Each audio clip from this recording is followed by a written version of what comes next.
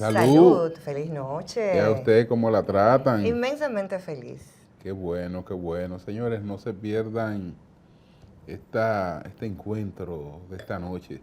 No hay desperdicio en esta conversación con José Miguel Soto Jiménez. Es una conversación tan exquisita como exquisito es este vino. Este es un Chianti clásico, pero este es un Chianti clásico de la Sala del Torriano, Entonces, es un vino que no castiga mucho, pero es una calidad de la que no falla. Exquisito sabor en El boca. Chianti a mí me gusta mucho, esa uva sangiovese, sobre todo cuando estamos hablando de almuerzos, al mediodía, etcétera. Me encanta, y sobre todo en cualquier restaurante italiano para maridar con cualquier pasta. Auguri. Salud. Salud.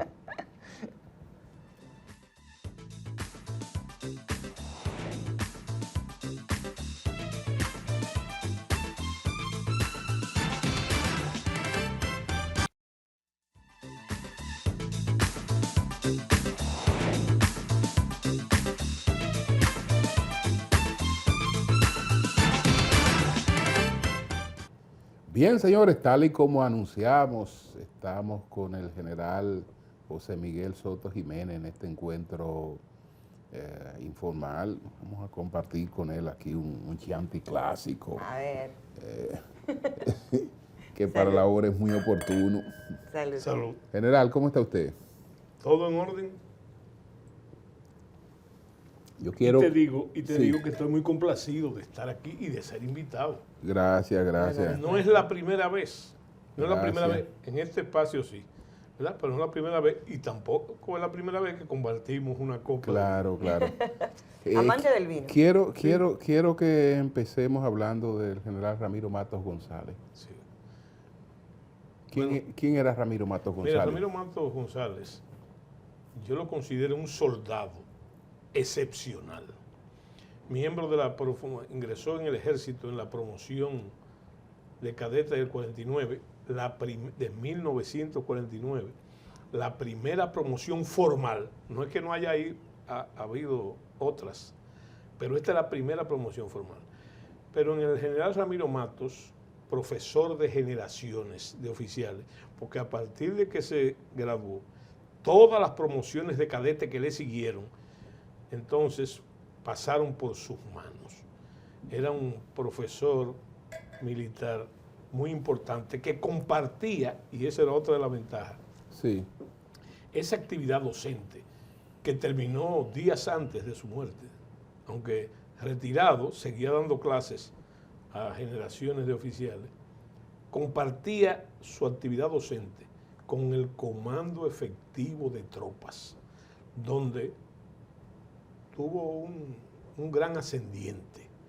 Porque General Matos, déjame decirte de entrada, que General Matos, a diferencia de otros de su generación y posteriores a esa generación, ya yo te hablé de la promoción del 49, no era político, ni murió siendo político, no era político, era totalmente apolítico.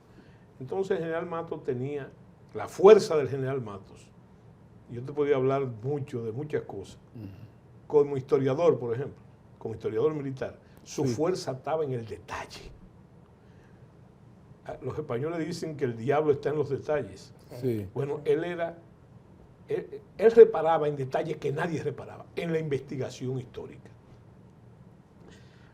A pesar de que era un soldado, como te dije, de pies a cabeza, yo te digo que su configuración era de Guayacán, pero tenía una gran sensibilidad artística, porque hay detalles que la gente obvia, ¿verdad? Donde tuvo éxito también. Por ejemplo, fue escultor, fue pintor, sobre todo dibujante, fue cartógrafo, pero de paz de eso, el general Matos era músico, la gente no sabía que era músico, tocaba flauta y tocaba guitarra, pero sobre todo, no era simplemente que tocaba ello, sino que sabía leer música, Es más, le enseñó a sus hijos a leer el pentagrama y el idioma de la música.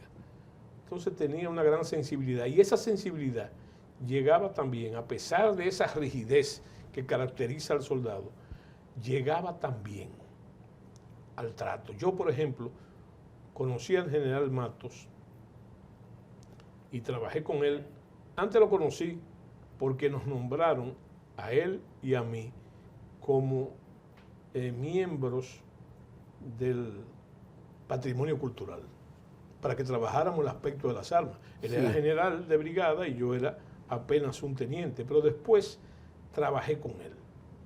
Pude trabajar con él como ayudante personal cuando fue jefe del ejército, comandante del ejército, y después fui su ayudante personal como secretario de las Fuerzas Armadas. Eso luce simplemente muy atropellado, porque hay que ponerlo en tiempo y en espacio. Sí. Entonces,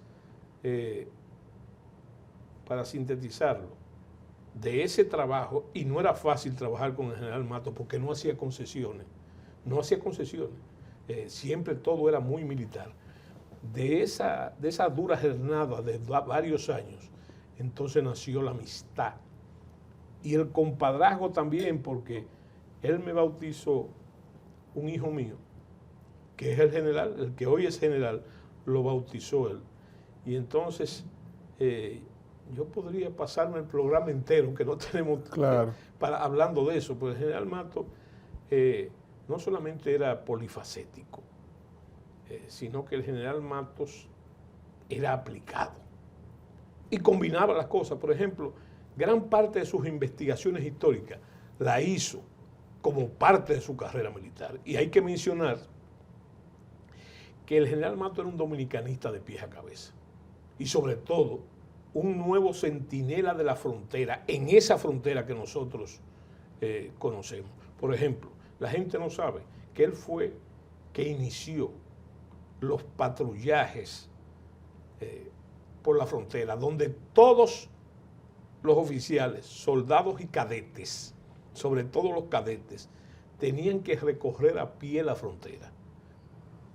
Las unidades salían a pie de Pepillo Salcedo, ¿verdad?, hasta Elías Piña, mientras otro venía hasta Pedernales y otra venía desde Pedernales, otra unidad a pie también hasta Pepillo Salcedo. O sea que recorrían la frontera entera y se familiarizaban con ella. Por ejemplo, otra cosa importante del general Matos, donde mezcló, fíjate, 3 de sus facetas, porque era un amante de la naturaleza, fue director de Foresta en determinado tiempo. Entonces él, volando por helicóptero en la frontera, sobrevolándola, se dio cuenta que había, desde esa época, había un gran contraste. Era el feraz territorio dominicano cubierto de árboles y la depredación total, casi desértica, del otro lado. Entonces él, para marcar la línea, se le ocurrió sembrar árboles a todo lo largo de la frontera, pero de amapola, de esos árboles que dan flores rojas. Y entonces perfectamente lo logró, hasta que lo depredaron también muchos años después, que existiera el contacto. O sea que tú podías volar desde el aire o en la tierra, dándote cuenta de ese contraste. Me gustaría la mirada suya ahora como historiador, al mismo tiempo, de poder explicar la trascendencia de un hombre militar del nivel del general Matos, que generase en la Academia de Historia una situación casi un símil a un epicentro, o sea, que pueda dividir visiones. Fíjate, déjame de decirte una forma tan algo. marcada. Fíjate, hay cosas de las que yo puedo hablar, otras no puedo hablar porque cuando pasaron yo era un niño. No era militar, simplemente era un niño. Pero mira, gran parte no, todo lo que se le indilga al general Matos que provocó eso, tiene un trasfondo fundamentalmente político, no historiográfico. Porque mira, yo te voy a decir algo, cosas que yo sé. Por ejemplo, el general Matos no pudo participar, como se ha dicho, en la Operación Limpieza. No pudo participar, ¿por qué? Porque en el puente, como ustedes saben, perdió un ojo, recibió varias heridas y se lo llevaron al extranjero. O sea que cuando pasó eso, él estaba en el extranjero. Ese es uno de las cosas. El otro detalle a que me voy a referir es sobre el fusilamiento de Camaño.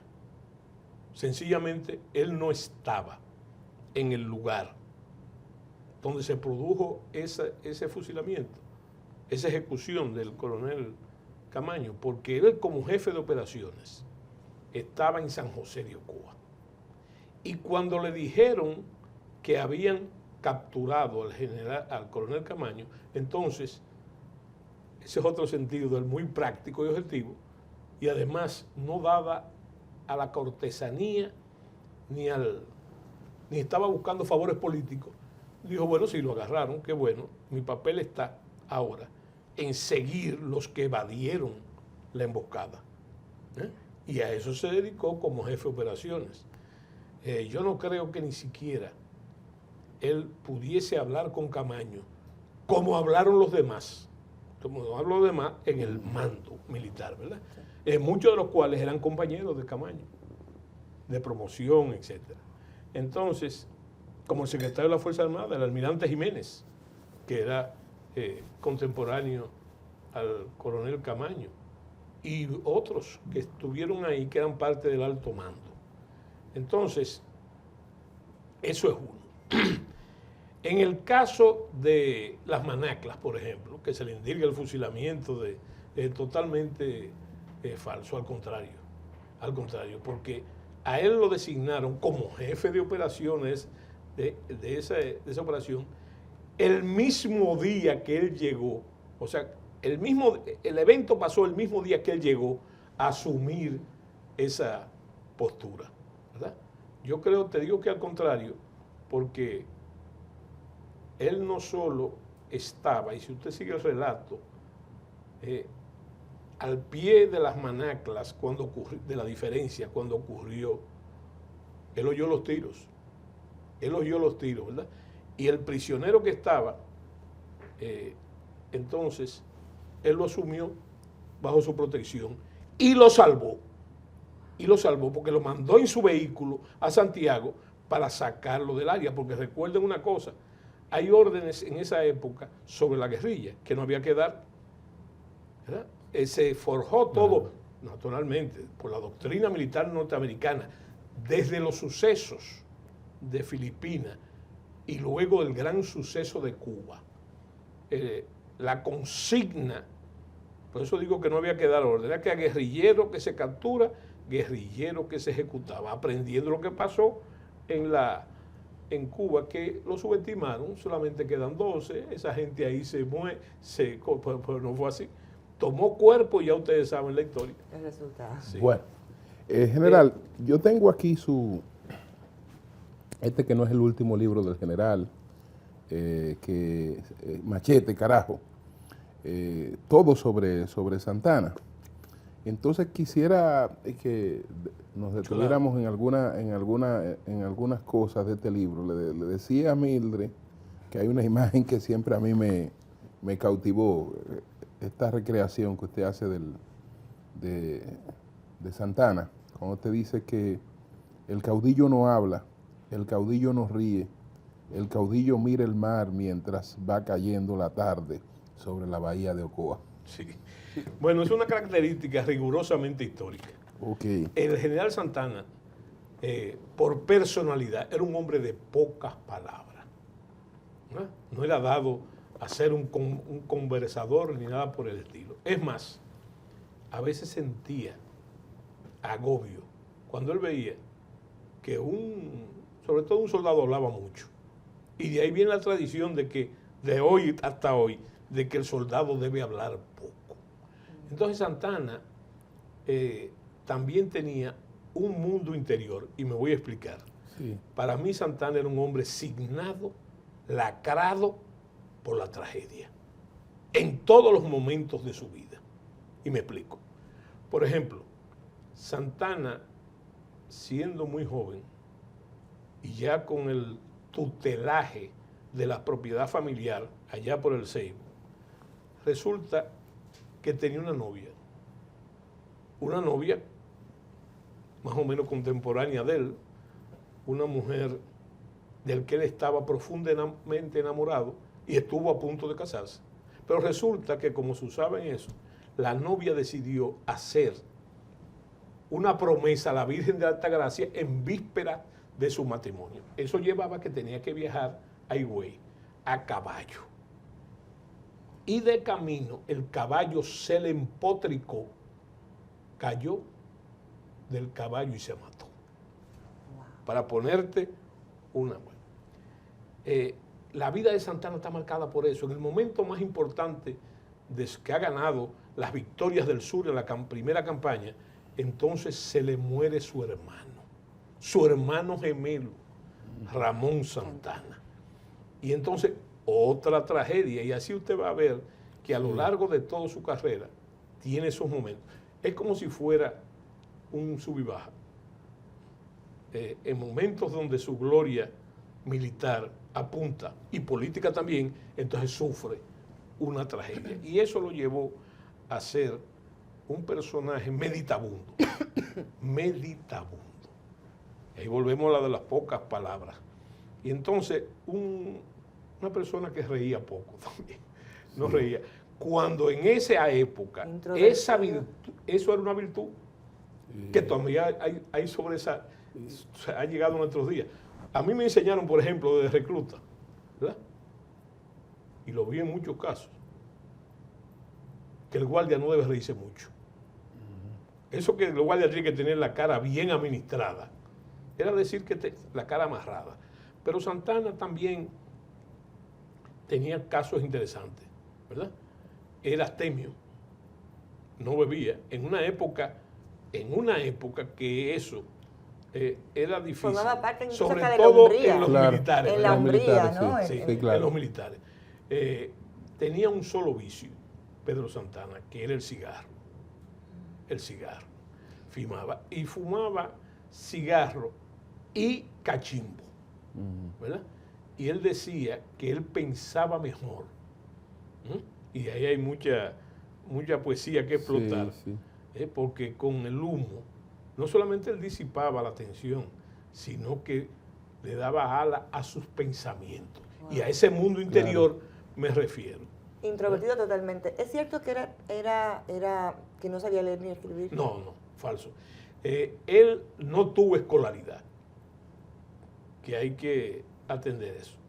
Pero sabía leer, sabía escribir, sabía sumar, sabía restar. Yo creo que multiplicar, pero dividir no sé.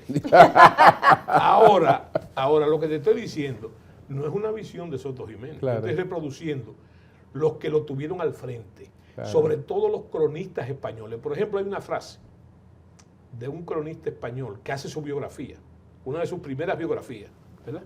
Que él dice que el general lo está viendo al frente y cuando es en los momentos en que se está buscando el protectorado de España, que por cierto, entre comillas, también negoció, entre otra gente negoció Báez, mandado por Santana y otros, inclusive uno de los padres de la patria. Entonces, resulta que él dice que Santana, que Pedro Santana, con el hombre que él lo tiene al frente y ha hablado y conversado con él, le debía más a la naturaleza que a la escuela.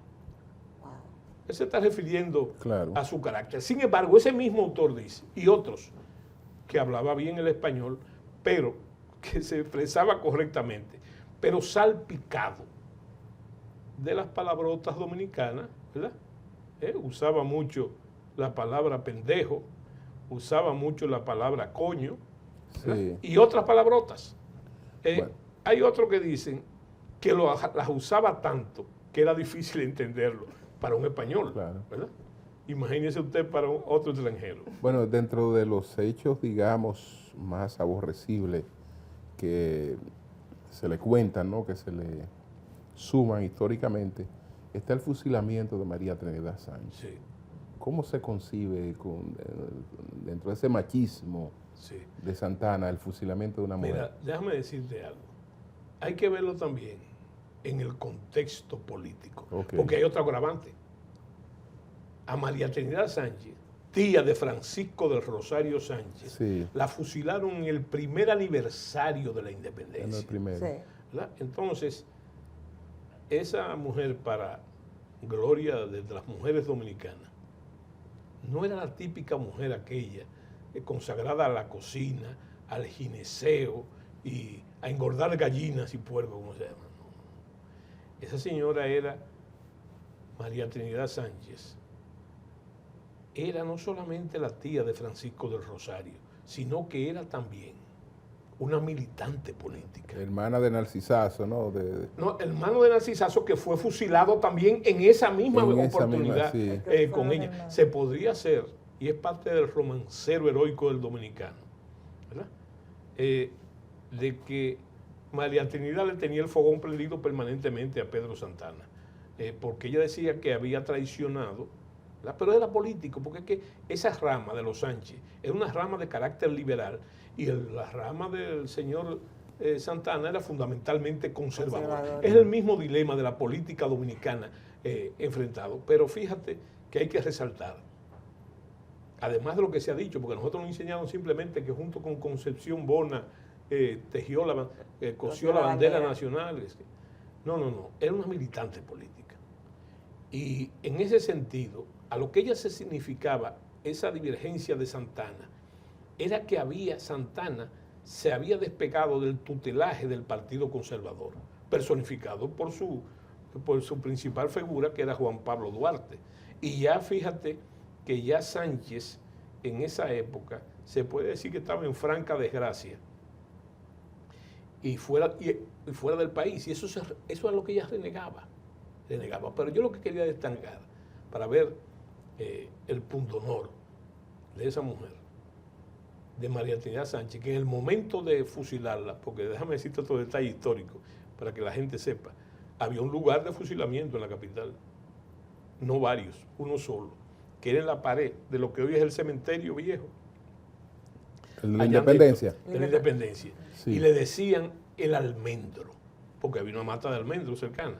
Entonces el dominicano, como siempre decía, cuídate, deja de estar hablando ahí para adelante, que te van a llevar al almendro, tú vas a parar en el almendro. Bueno, el pundonor es que en el momento del fusilamiento, ella pidió que le amarraran el vestido a las piernas, para que cuando cayera no se le vieran sus desnudeces. También se ha pintado en la historiografía nacional el hecho de que era una vieja, no era ninguna vieja, en el sentido de la edad, ¿verdad? Era una mujer bastante joven, ¿verdad? Y buena moza.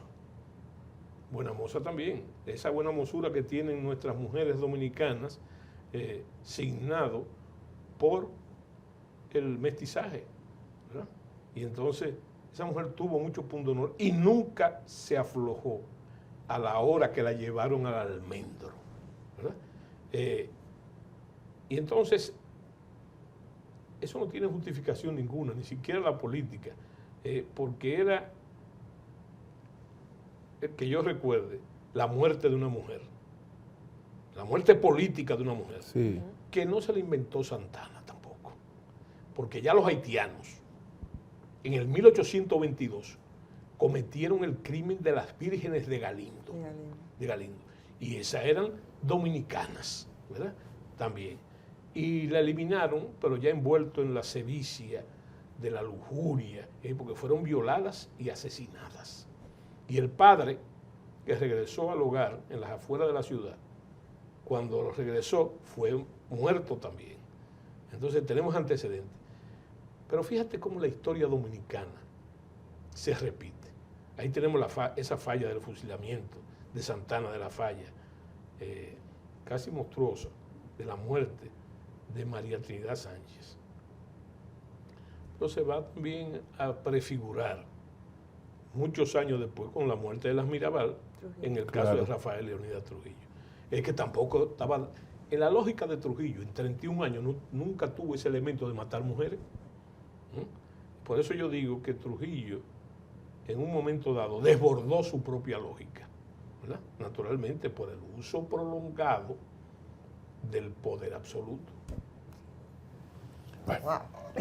continuamos en breve. Dale.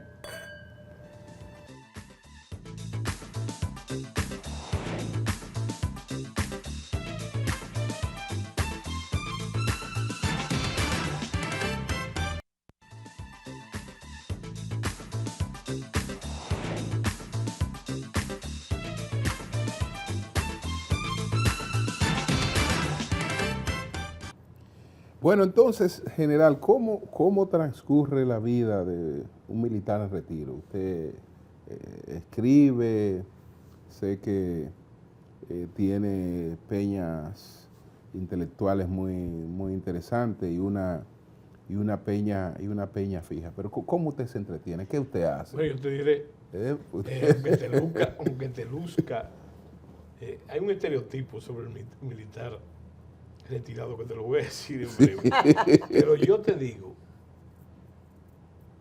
que yo sigo haciendo lo que hacía Ok. desde que inicié la vida militar, ¿verdad? Porque tú tienes que verlo en el concepto.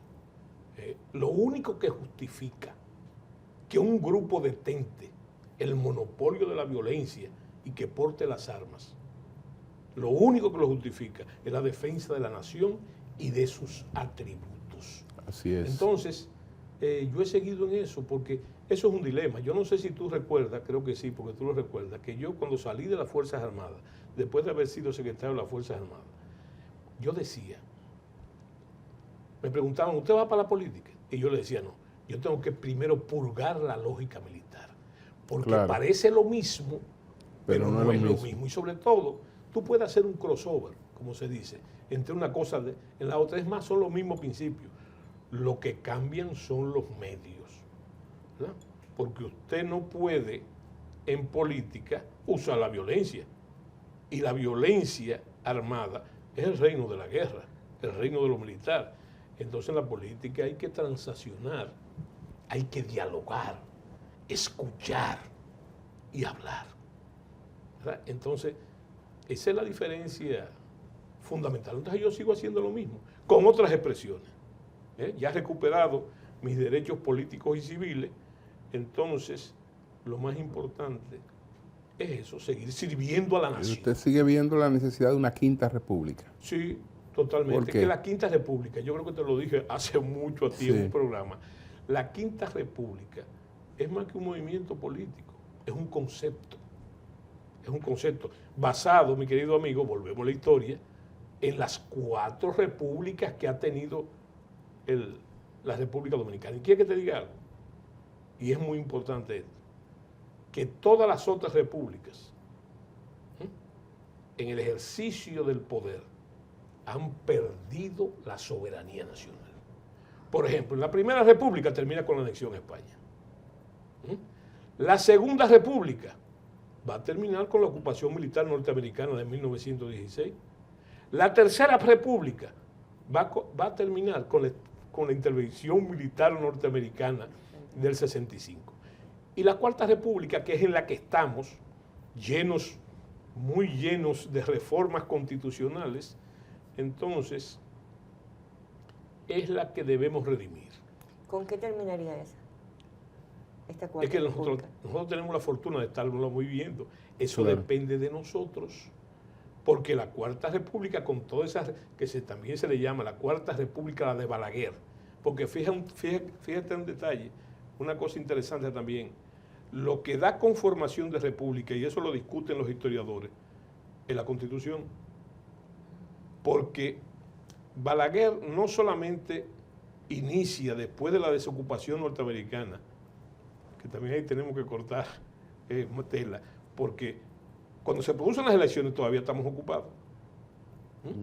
Entonces pasa un detalle interesante, que Balaguer, el animal político por excelencia, el hombre político por excelencia, hace un detalle que no hemos sabido hacer nosotros.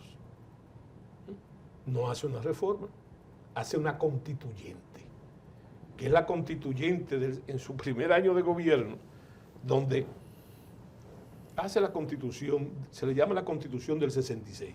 Ahora esa constitución tiene un trasfondo político interesante porque es para sepultar la constitución del 63, una de las más liberales, que es la de Bosch, La de Bosch. y progresista que ha dado el país, ¿verdad? Junto con la constitución del 58, del 1858. Que es la de Moca. La de Moca. Entonces se hace eso, ¿verdad? Pero es para sepultar lo que provocó una guerra civil, Sí. que por cierto hay que decir también que nosotros somos el país de la primacía, somos el país de las primeras cosas, pero también hay una cosa interesante, es una de las pocas constituciones, de las pocas revueltas que se han hecho, guerras civiles, revoluciones, que se ha hecho por el motivo constitucional como argumento. Se puede analizar mucho de las razones, pero el argumento, génesis, exacto. el argumento, por eso se le llamaba la guerra constitucionalista, Claro. la revolución constitucionalista, en virtud de un bello ideal. ¿Cuál es el bello ideal? La constitución de la República y el respeto a dicha constitución. Antes de que concluyamos, Buenaventura Báez, ¿cómo usted lo visualiza? Bueno, Buenaventura Báez, te lo voy a decir matemáticamente. Joaquín Balaguer fue 6 veces presidente de la República. Sí. Báez fue 5. ¿Verdad? Hay coincidencias interesantes. Sus dos partidos eran colorados, los dos rojos. Los dos murieron con problemas visuales. Pero hay algo interesante en Báez. Yo digo siempre que Báez fue un fenómeno político. Es más, hay una anécdota que lo narra, mis queridos amigos, que fue que su padre, que era un hombre adinerado, Pablo Báez, Pablo Báez. lo manda a estudiar a París. Y se gradúa de doctor en Derecho. Y cuando llegan ahí a Los Amas, que nosotros conocemos muy bien, no había ese muelle, pero había un embarcadero, su papá lo espera ahí en la puerta de San Diego. Y su papá le pregunta, mi hijo, ¿y qué tú vas a hacer? Y Buenaventura Báez le dice, papá, lo único que yo puedo hacer en este país es presidente de la República. Eso luce una exageración, pero hay que ver lo que un hombre que viene de París, Claro. que ve aquel panorama muy limitado, muy empobrecido. Y otro detalle de Buenaventura Báez es que esa preeminencia se marca claramente, y no solamente por su posición económica y social, es elegido como el diputado más joven durante el régimen haitiano. O sea que trascendió inmediatamente. Indudablemente, Báez fue de los promotores de la independencia. Aunque se iba a desconchinflar, como dice el dominicano, la relación con Santana, porque llegó un momento que los dos querían lo mismo. El mismo objetivo. Pero hay que recordar también que es Buenaventura Báez el que llama a Santana del Ceibo después de su primer retiro para que venga a salvar la República, siendo presidente del Senado. Eso hay que recordarlo, ¿verdad? Aunque después la cosa, y ahí podemos ver similitudes, en otra anécdota muy breve, que fue el hecho de que cuando después de la batalla de las Carreras, que Santana tumba el gobierno del presidente Manuel Jiménez, entonces están hablando Santana y Báez, ¿verdad? Que se unió. Él fue que promovió eso, metiendo a Santana en la colada de nuevo. Después lo sacaría otra vez. Entonces, resulta que Santana exige que haya elecciones. Báez, más pragmático, le dice, pero venga acá, usted es el salvador de la patria. Báez promueve en el Senado que se le regale la isla Saona a Santana en retribución a sus méritos y mandan a hacer un sable al libertador de la República. Pero entonces Santana dice que quiere elecciones y Báez le hace unas elecciones, organiza unas elecciones y sale presidente Sebastián Valverde, un santiaguero, y Santana se incomoda mucho porque él se pregunta, ¿y cómo puede ser que un santiaguero que no ha oído nunca el estampido de un cañón cerca me gane unas elecciones a mí? Entonces, ¿qué vamos a hacer? Y Báez le dice, no, vamos a hacer otras elecciones. Dice, ya yo no quiero, yo no quiero más elecciones. Yo creo que el presidente, él le pone varios candidatos. Báez le va diciendo candidatos, entre ellos el poeta del monte. Y él le dice, ese me gusta, ese es un sabio, ese es un hombre inteligente, ¿verdad? Es un verdadero sabio. Ese sería bueno, pero le falta el de eso. El de eso. Ya ustedes saben lo que es el de eso. El de eso, ¿verdad? Y entonces le dice Santana, bueno, pues el presidente tiene que ser tú, ¿verdad? Y le entrega el gobierno a Báez.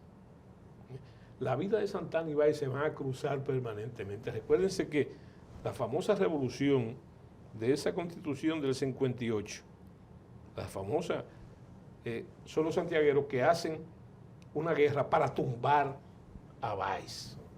Mandan a buscar a Santana, que está en el extranjero, en Curazao creo, lo mandan a buscar para que se haga cargo. Y Santana coge un ejército, se pone al frente, sitia la ciudad de Santo Domingo por unos meses y finalmente Báez, cae el gobierno de Báez, ¿verdad? Y vuelve a subir a la presidencia el presidente Santana, que le saca los pies, como decimos los dominicanos, a los santiagueros también, claro, para entonces ser él de nuevo. Trujillo. ¿Trujillo qué? Trujillo, o sea, así como hemos visto a Báez, hemos visto a Santana, ¿cuál sería la mirada de un historiador hacia el peso específico en la historia de la República Dominicana? Mira, es que fíjate, es una cosa simple, para no caer en aquello del sí o no, o sí. Por eso no lo reduje a bueno, malo, sí o no, sino la visión, el peso. ¿Cómo tú quitas de la historia dominicana 31 años? ¿Cómo tú lo quitas? Es un asunto cronológico. Y además, todo el mundo pinta a Trujillo como militar.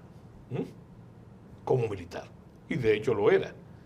Pero yo creo que el gran toque de Trujillo, y te voy a poner el ejemplo de Balaguer, Trujillo era un político de pies a cabeza, intuitivo, ¿verdad?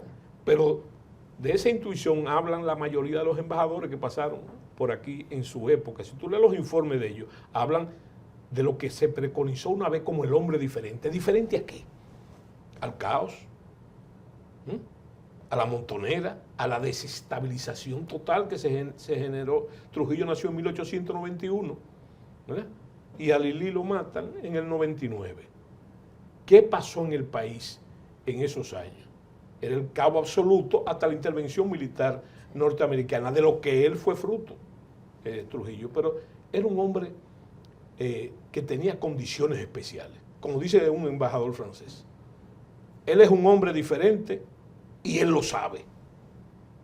Y él lo sabe. Entonces, Trujillo se debate permanentemente, buscando ya esa cosa que estamos rehuyendo, entre los aciertos políticos y entonces la violación de los derechos humanos, para llamarle con un nombre, ¿verdad? Hay que poner mucho énfasis en lo que fue la pacificación del país, lo que yo le llamo los años de hierro, del 30 al 36, ¿verdad? Esos años. Haciendo una salvedad, que Trujillo, que era fundamentalmente intuitivo y no era un intelectual, ni tenía una formación académica, en muchos hechos tiene una intuición superior a nuestros políticos, a todos nuestros políticos.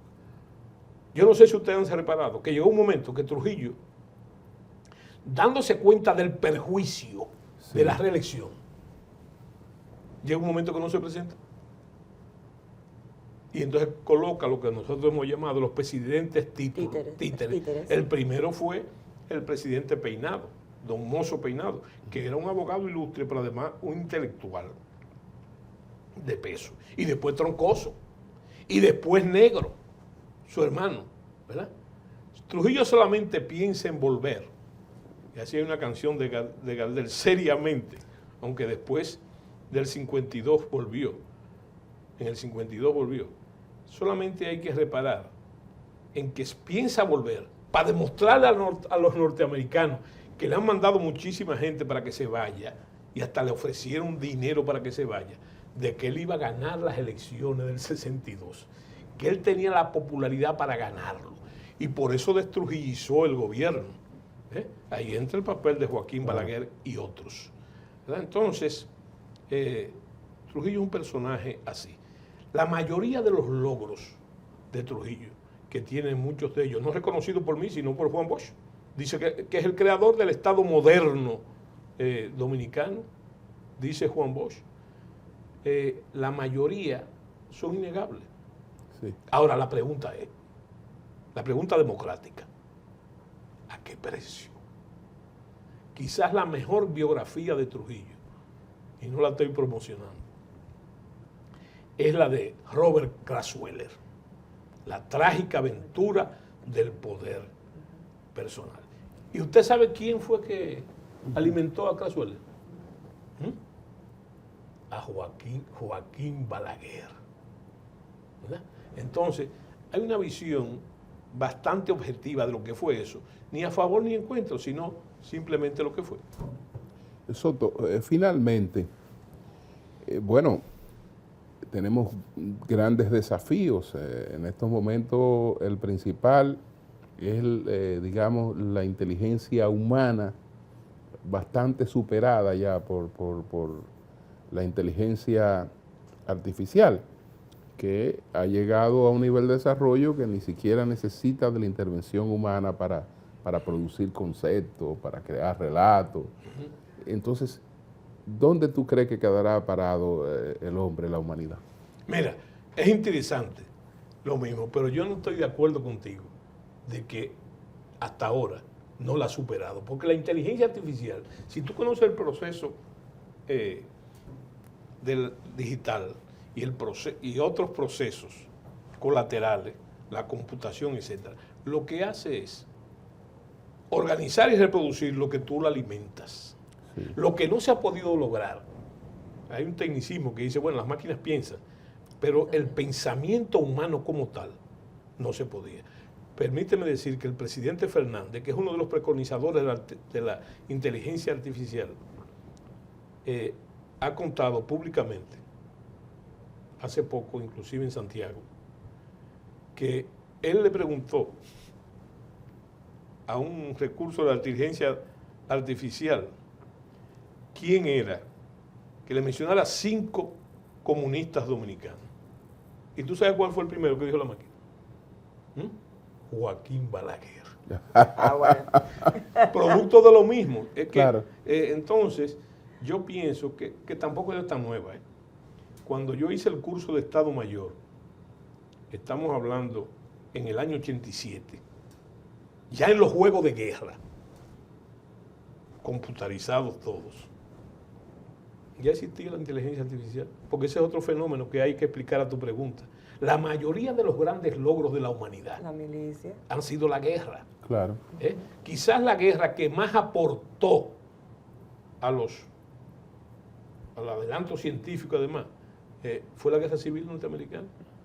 Ahí nacieron las armas de avancarga, el globo se desarrolló ampliamente, el ferrocarril, el telégrafo, la ametralladora Gatling, todo eso, ¿verdad? Pero en la medicina, la asepsia. El que hería en una pierna gravemente era una pierna amputada casi seguro por claro. La gangrena. Entonces, toda esa asepsia y eso nació en esa época. El futuro de la humanidad, yo pienso que hemos avanzado de manera ciclopia, ¿verdad?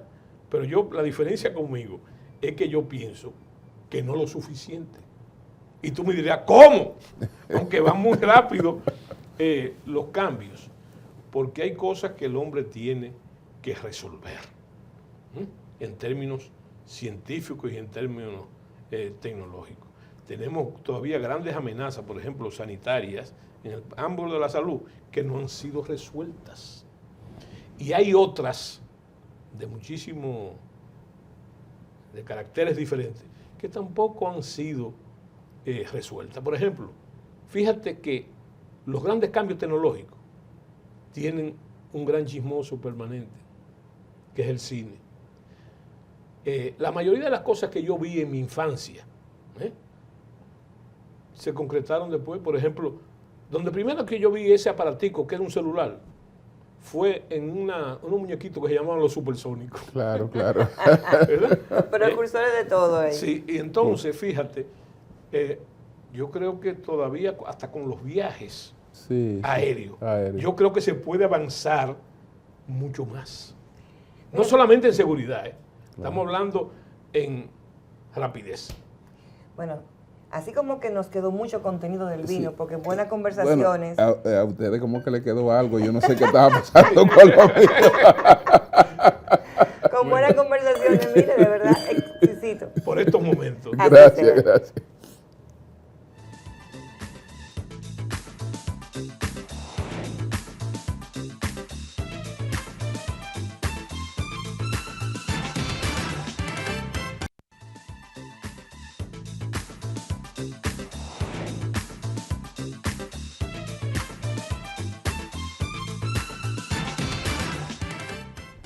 Bueno, señores, espero que ustedes hayan disfrutado de este programa tanto como nosotros.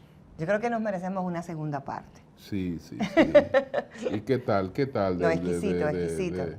de este Chianti clásico de la sala del Torriano? Exquisito, así es la palabra. En italiano sería la sala del Torriano. La sala del Torriano. Arrivederci. Buonanotte, buonasera.